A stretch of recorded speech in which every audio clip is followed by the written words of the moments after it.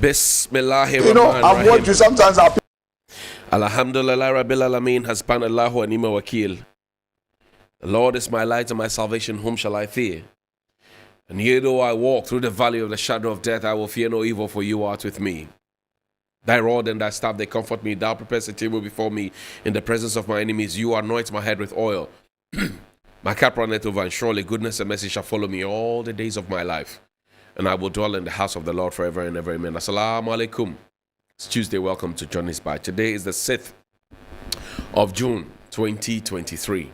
We thank God. Continue praying for Ghana.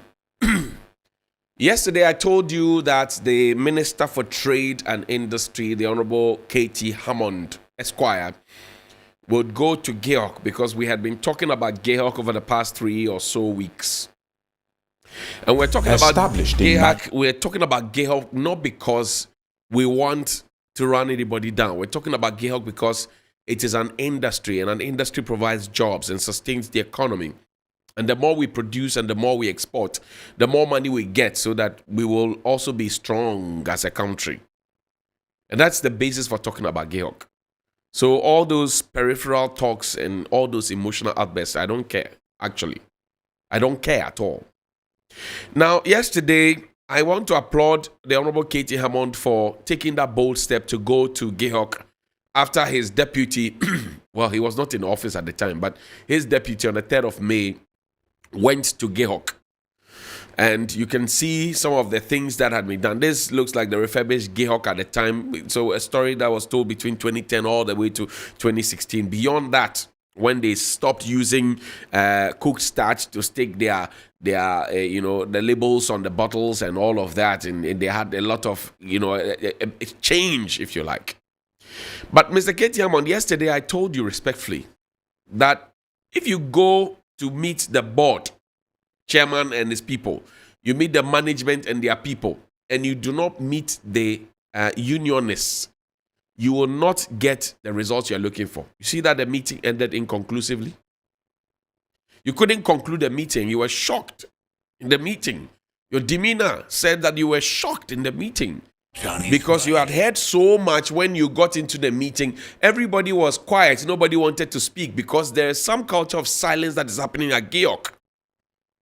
I will prove it to you. When the people wanted to demonstrate, the police were brought in to prevent them from demonstrating. What you see on your screen now is the old GEHOC. Show them the old GEHOC, the place, and how it was turned around.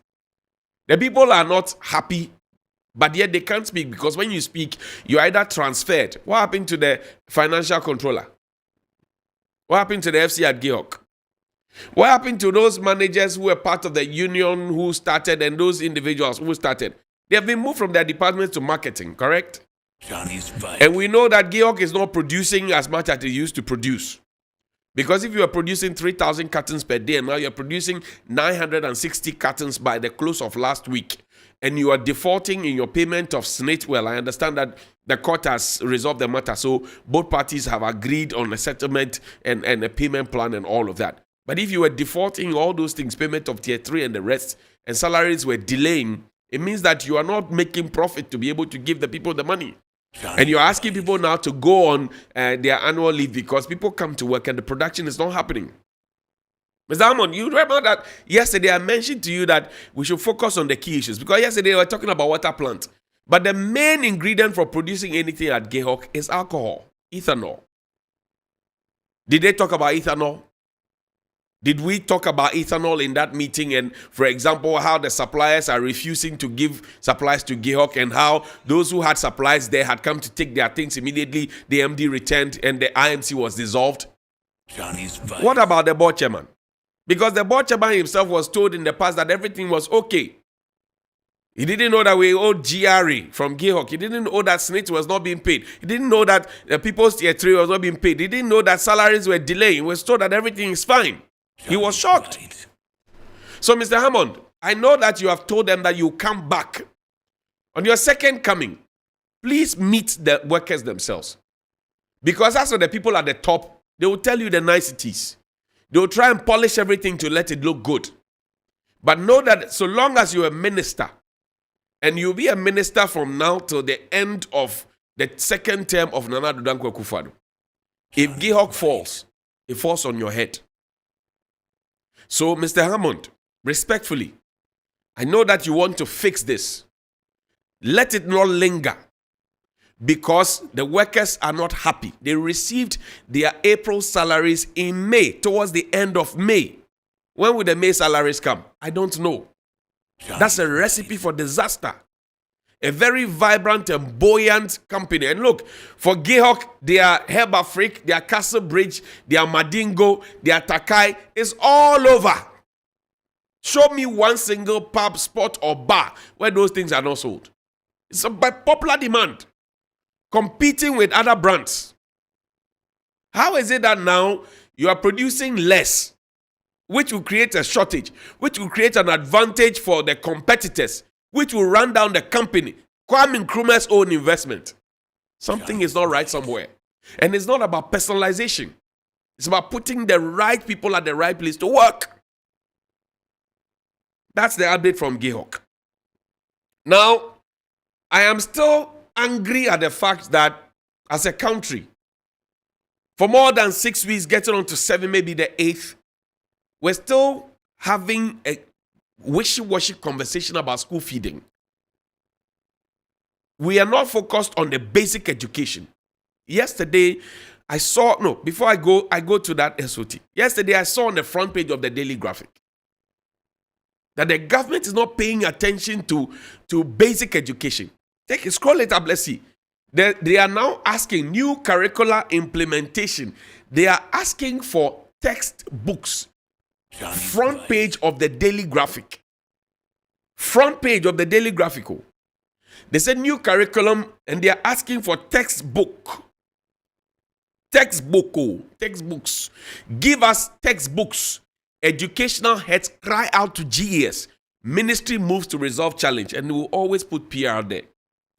When did we bring this, what do you call it? When did we bring this new curriculum?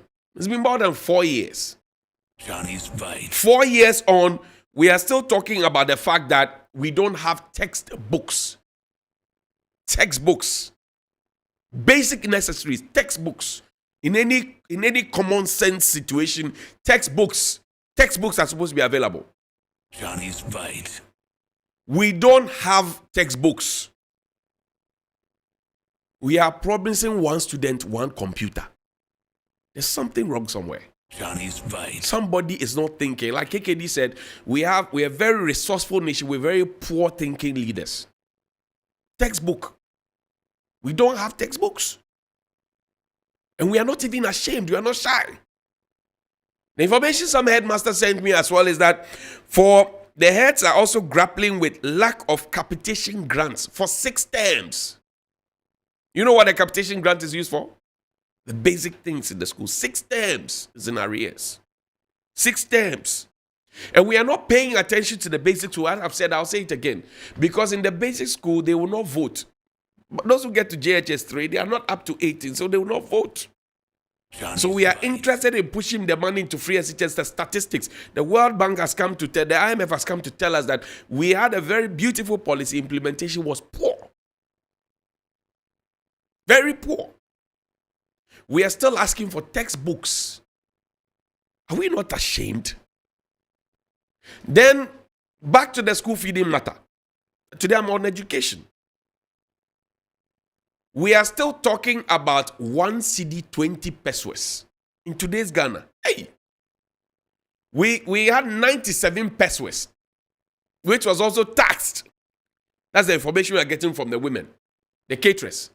Now we have 1 cedi 20 pesos. That is what is being proposed. And yesterday in the morning when we spoke with the caterers, they said even that press conference that was held on Sunday, after 6 weeks of that long hiatus, and the children are in school without food. sBite. Even that one, when that decision was reached for that press conference to be held to cover up whatever, they were not consulted. The height of disrespect. Play the video for me. Sorry. We are assuring our members that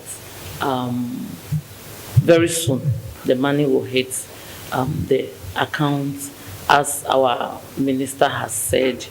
And the president has assured us that 1 cedi 20 pesos is just a proposal. As we are moving along, they will do something about it. By tomorrow night, it should hit your accounts. Everything have been done. So you receive your money tomorrow next, I assure you. So I will plead with you to go back and then continue your cooking.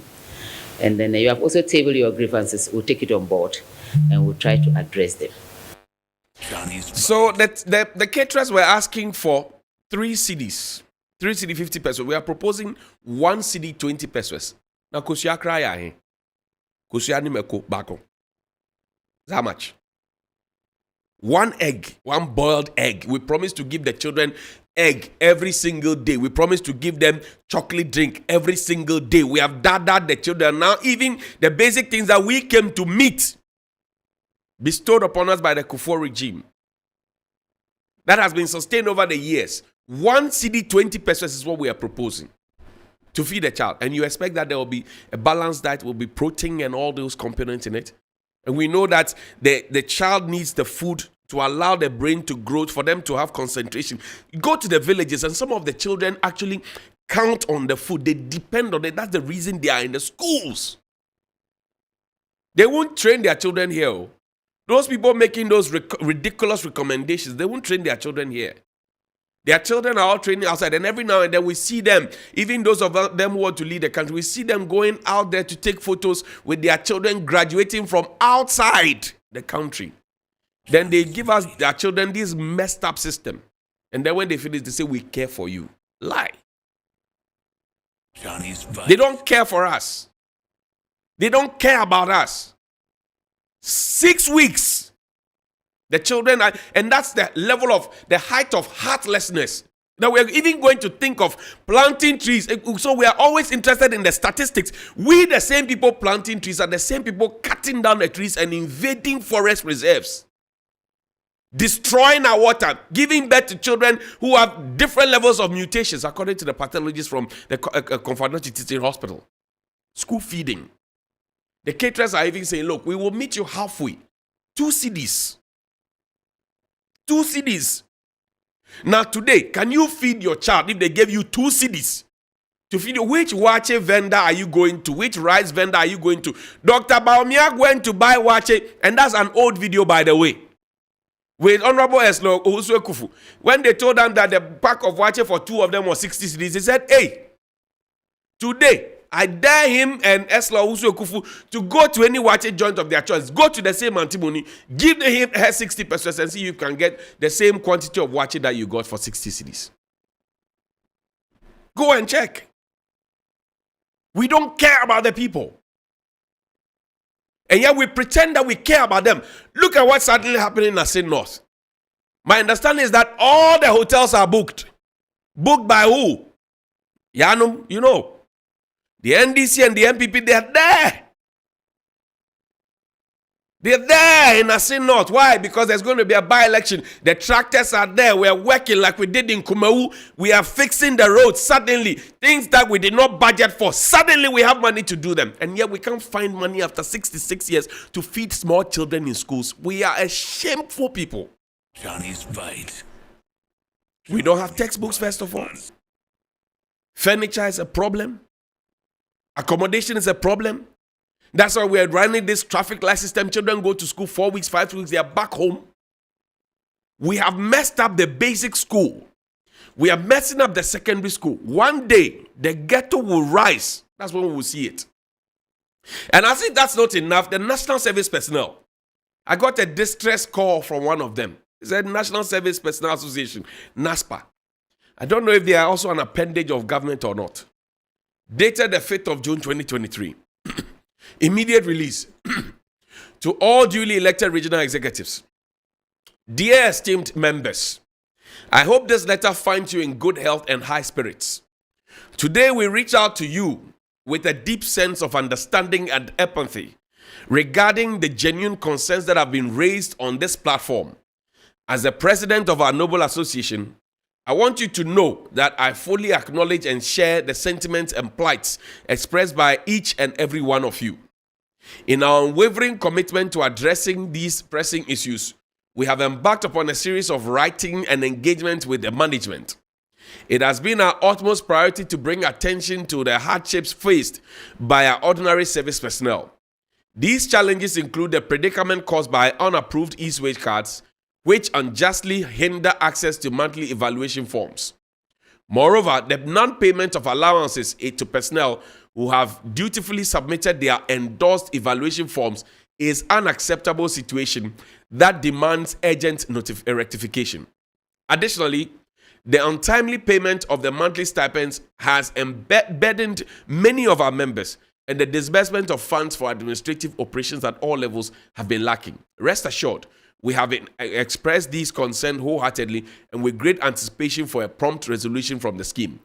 While we understand that our executive director is currently out of the country, we eagerly await his return this week. Upon his arrival, we shall engage in yet another round of discussions to address the aforementioned issues and find tangible solutions to these ongoing challenges. PR.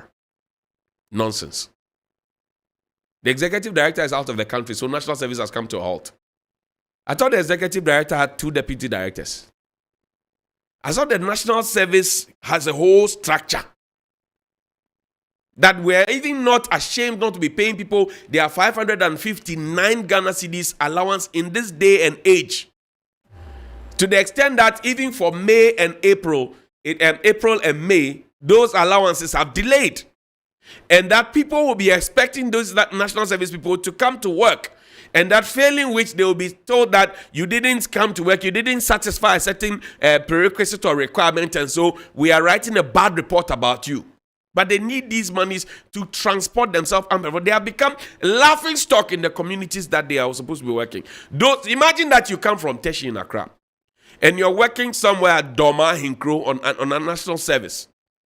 Your parents and your relatives hear that you are part of the national service and they think that, yeah, the guy has made it, send us something. But you are there, buying food on credit and borrowing money to survive. On your own accommodation, on your own utility bill, on your own transport, on your own feeding, on your own clothing. Why are we this shameless? The national director, the executive director of NSS has traveled out of the country, and so national service comes to a halt. What kind of hogwash is that? Sack that president. That NSS president. Sack him from that place. NSS people, I say sack him from that place. He's an appendage. Sack him. Sack him from that place. He's an appendage. Sack him, chase him out. You are hungry, he's giving you PR and vibes. I say sack him from there. He's not fit to lead you. Sack him from there. Good morning.